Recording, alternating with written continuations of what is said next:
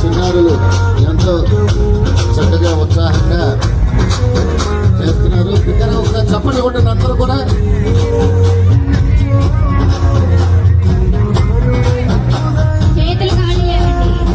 అందరూ తినే ఆలోచనలో ఉన్నారు. తినే బిజీగా తింటాం.